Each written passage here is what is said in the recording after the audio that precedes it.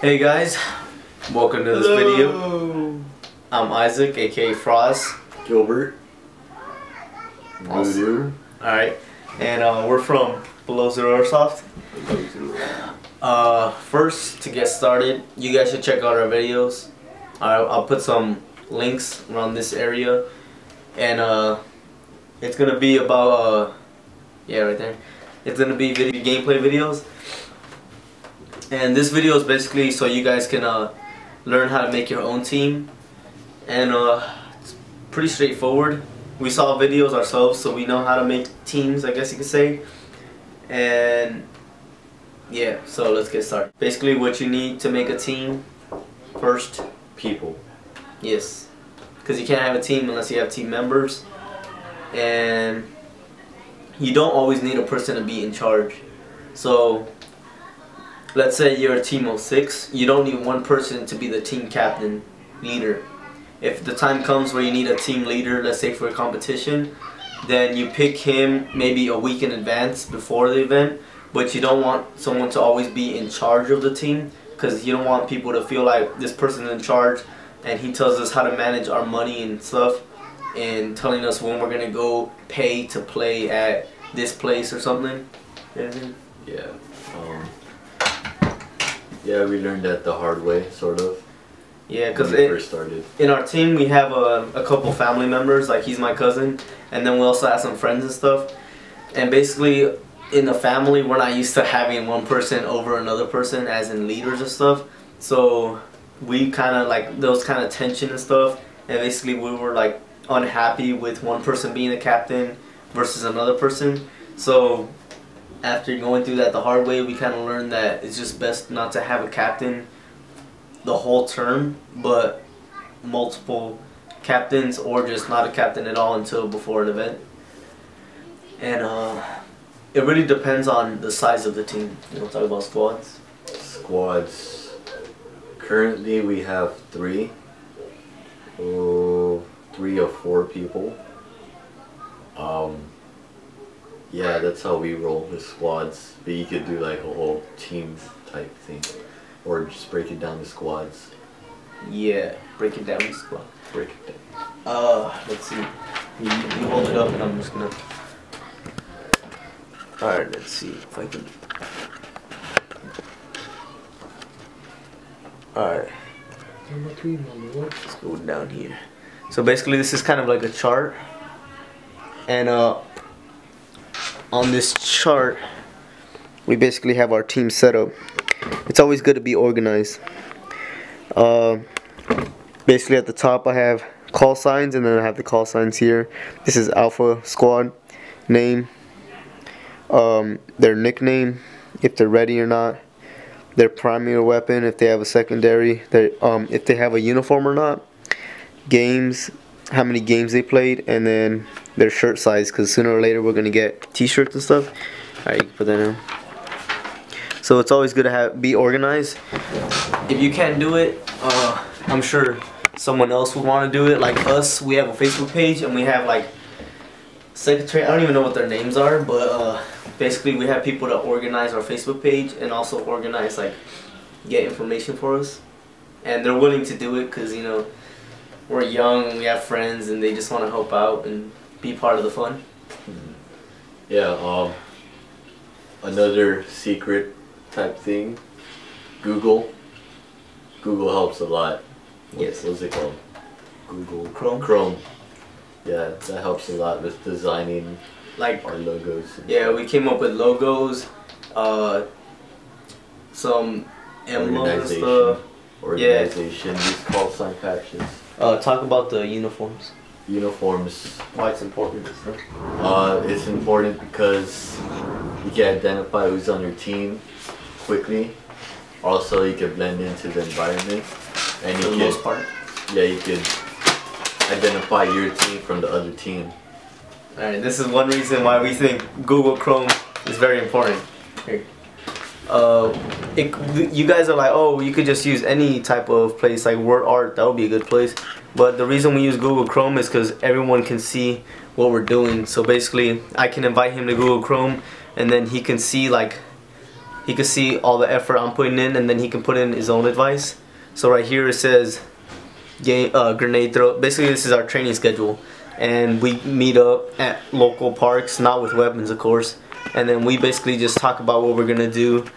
I make a training schedule, and then we perform everything and stuff just to help us be better, because you don't always have to be out there on the field shooting. You guys can practice on like just together and stuff.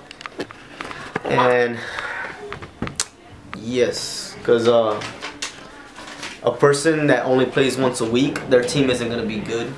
Alright, you guys have to train.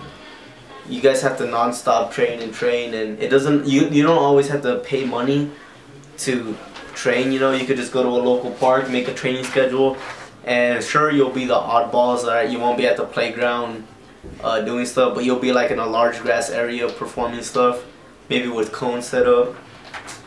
Yeah, so that's how Google Chrome helps us out. And we talked about uniforms. These are call signs right here. Yeah, we don't want to pay how much, like 20 bucks. Yeah, we didn't want to pay 20 bucks for the call signs, so we made our own. This is helpful, especially when you're not gonna play when you're not playing just you guys, because there's people out there that don't know your names, but you want to play with them. So having these on us, it gives other people a way to communicate with us, because when you're in the field, you're basically worried about seeing if enemies are around, and if you're hearing someone say, hey you, hey guy, it's kind of hard. And especially within a team, it helps us organize. It helps us be organized. So the A stands for the squad you're in, and the number stands what squad, like how low you are in the squad. Not really rank wise, but just organization wise. Your position. Yeah, and we have squad leaders, and basically it's not a leader that takes control of the team, but just helps you stick together when you guys are with each other. So the 1 stands for the leaders, and yeah, that leadership role necessary in the squad. Yeah. And also another thing for your starting a team would have to be dedication. Alright, now we're going to tell you why having a Facebook secret page is important. So basically try to make everybody on your team have a Facebook. Whether they're going to stay updated with it or not, they don't even have to use their name. Just make sure they have a Facebook, and unless you guys have another way to keep in touch constantly, just have a Facebook so that you guys can make a secret page. It's basically really easy to make a group page on Facebook. I'm sure you can search up on YouTube how to do that. And basically you guys make the page and you add everyone to it. You make it secret so that no one sees it, and you just add everyone to it. And basically there you guys comment all the time new guns and stuff, like, oh, check this one out, especially if you're starting up. Oh, check this one out, you guys should get this gun. And it's just to tell everyone like upcoming events and stuff. So let's say you're starting up but you haven't played airsoft, then having that would be really good so that you guys can tell each other, oh, this gun is in the range that you told me that you wanted, and this is a good gun. And then you guys can post after post, so you guys can help get your equipment. Because if you see something that, that another person wants and they haven't seen that item yet, you post it on the Facebook page, and they'll see it and they'll be like, oh, thank you, I didn't see that, I would have bought this other item and would have been unhappy with it. But basically that just helps you guys communicate and stuff. And then there you guys can, you know, like share your videos to other friends on Facebook if you guys want. If you guys record videos and stuff to help your page get out there. So talking about that, we should talk about like getting your team name out there and stuff. Facebook is a nice program or social media place. You can make a page, invite your closest friends, invite your friends, tell them to spread the word. You know, if for you guys to go to school, you know, just tell your friends, hey, check this page out.